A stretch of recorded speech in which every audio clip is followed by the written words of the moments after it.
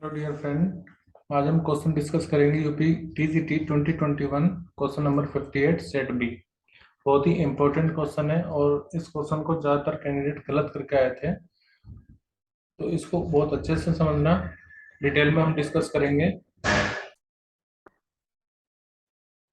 तो देखो, क्वेश्चन बोल रहा है in two dimension space a particle of mass 2 kg velocity 3,0 is moving along x equal to 5 while particle b of mass 3 kg velocity minus 2,0 is moving along x equal to minus 3.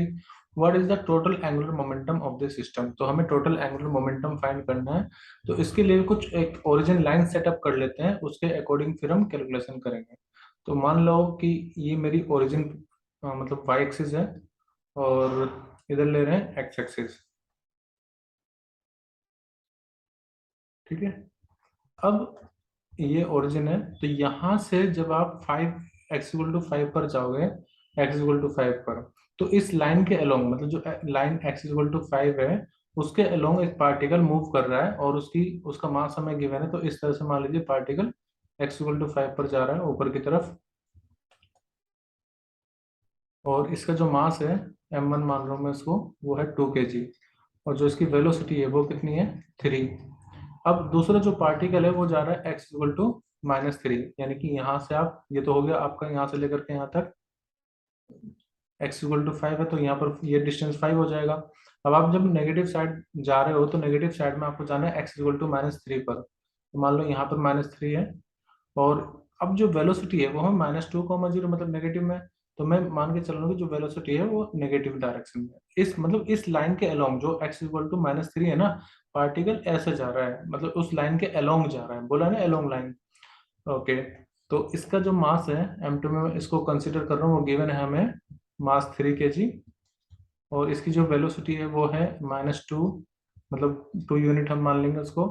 और इसका जो x की value है, मतलब ये जो distance हो जाएगा यहाँ से यहाँ तक का, वो कितना है, 3, -3 कंसिडर कर लेंगे हम। तो हमें निकालना है एंगुलर मोमेंटम। तो इसमें चार ऑप्शन है, 0, 48, 12 can not be determine since axis of rotation can not be specified. तो देखो, मैं इनिशियली बड़ी हमें ये नहीं बताया कि कौन से एक्सिस के अलोंग निकालना है।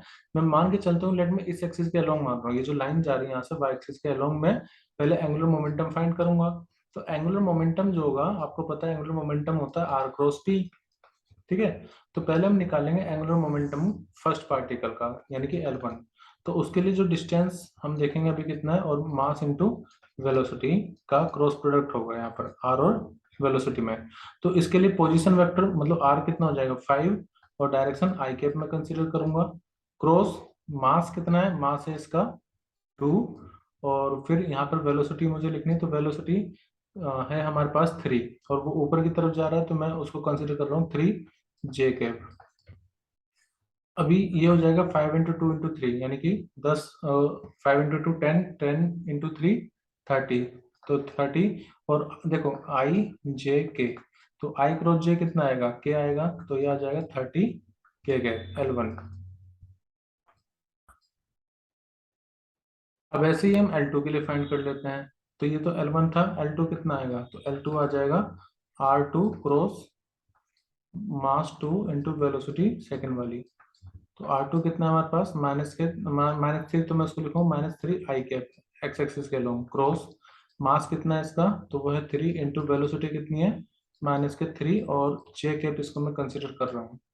तो देखो 3 × 3 × 3, तो ये आ जाएगा 3 3 9 3 27। एक मिनट, यहाँ पर हमारे पास वेलोसिटी एक्चुअली 2 है, तो इसको मैं 2 लिखूंगा। वेलोसिटी कितनी है, -2, तो 3 × 3 9 एंड 2 18, तो और माइनस माइनस प्लस हो जाएगा, तो 18। और देखो फिर आई क्रॉस जे करोगे तो फिर से क्या आएगा, के कैप।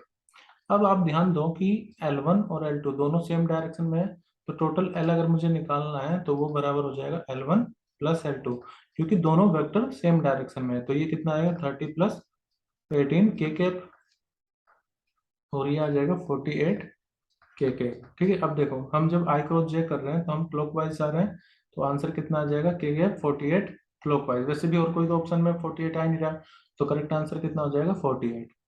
अब मैंने इस लाइन को एक्सिस मानी, हमारा आंसर आ चुका है, यहाँ तक काम खत्म। कंपटीशन में इतना ज्यादा आपको करना भी नहीं है।